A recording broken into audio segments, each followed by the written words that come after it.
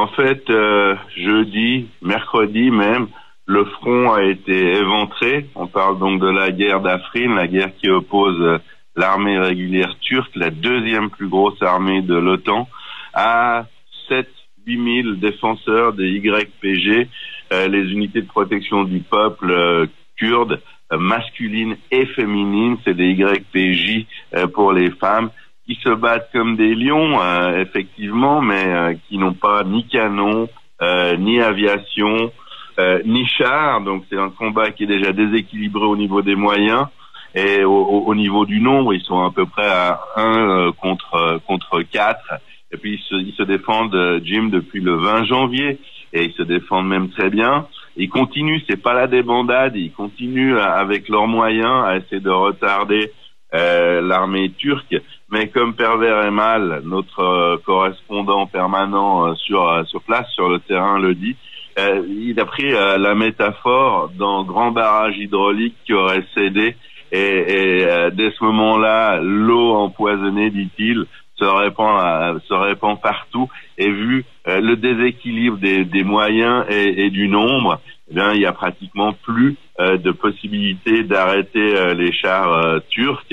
Et on se trouve ce matin, toujours selon Perver Emal que j'ai eu il y a environ un quart d'heure sur Skype, on se trouve, les Turcs se trouvent à peu près à 4-5 kilomètres de la capitale du canton, Afrin, dans l'indifférence générale du monde. Et on attend, ça dépend plus des Turcs que d'autres choses, on attend la prise de la capitale de l'enclave kurde. Et puis surtout, on a tous très peur d'un génocide de la part des Turcs.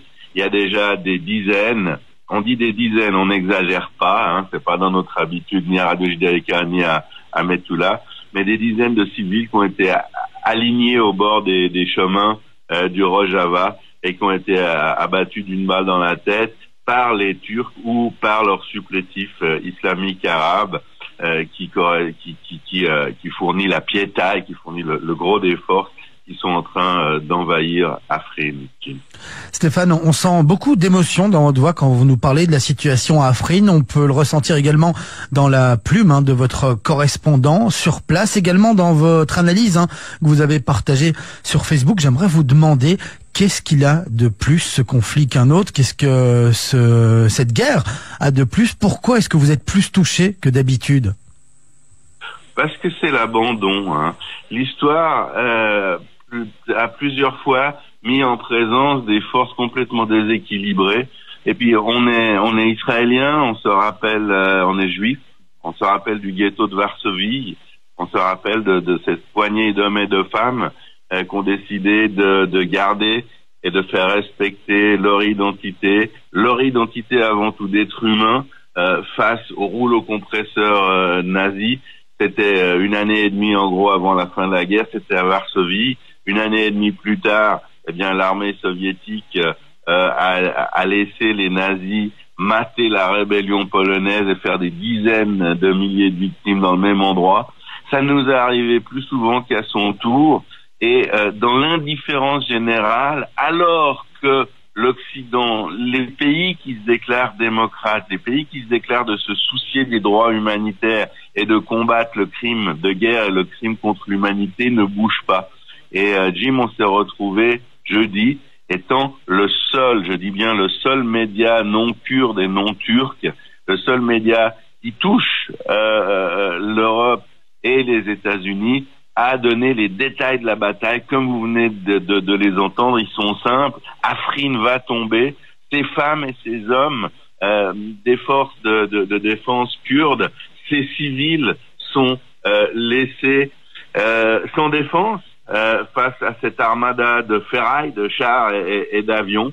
Et nous, effectivement, comme vous le dites, ça nous est insupportable. Je pense qu'il n'y a pas un journaliste de la MENA qui a dormi sur ses 2 oreilles depuis cet article de Perver Emal, avec des gouvernements européens qui détournent le regard, qui n'en parlent pas, des confrères journalistes qui n'en parlent pas un mot.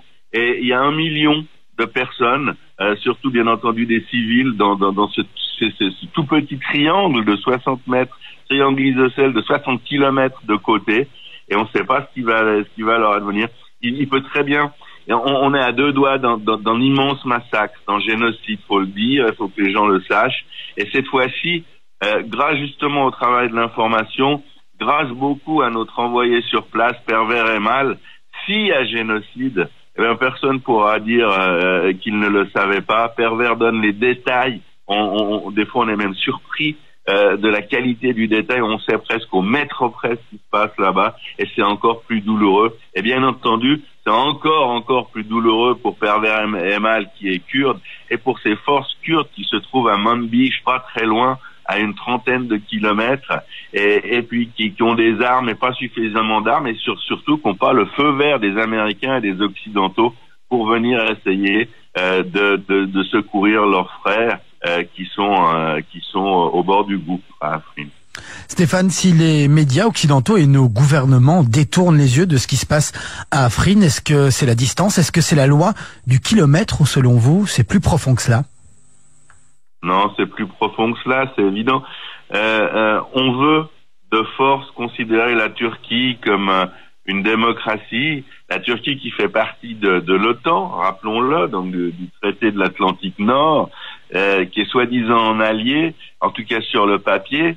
Alors, on fait tout pour que la Turquie ait l'air de cela, mais la Turquie, ce n'est plus cela. Depuis l'avènement de Recep Erdogan, c'est quelqu'un qui a un dictateur qui a transformé tout l'acquis turc reçu par Atatürk, le visionnaire, le grand homme d'État turc du siècle passé, qui a transformé la Turquie en État moderne utilisant l'alphabet latin, interdisant le port du voile, qui allait vers la laïcité. Et tout ça a été biffé, barré d'un trait de plume par Recep Erdogan, qui maltraite les laïcs déjà, qui met des dizaines de milliers de personnes en prison, sa propre armée, de sa propre société civile, beaucoup de confrères journalistes, des milliers de confrères journalistes, et l'Occident décide de ne pas le voir, parce que s'il y a critique, et il peut pas avoir de critique modérée, s'il y a critique, il faut qu'on intervienne,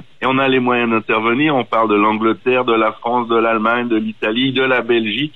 On a les moyens de faire ce qu'on doit faire, et je parle aussi d'Israël, nous qui sommes des amis traditionnels des Kurdes, on peut pas s'en laver les mains. Eh bien, on aurait les moyens d'inverser la chose, mais ce serait au prix d'une confrontation avec la vraie Turquie, la Turquie de l'islamisme, la Turquie qui menace de guerre la Grèce, la Turquie qui intercepte des bateaux de Chypre, qui sont la Grèce et Chypre, qui sont aussi des membres de l'Union européenne.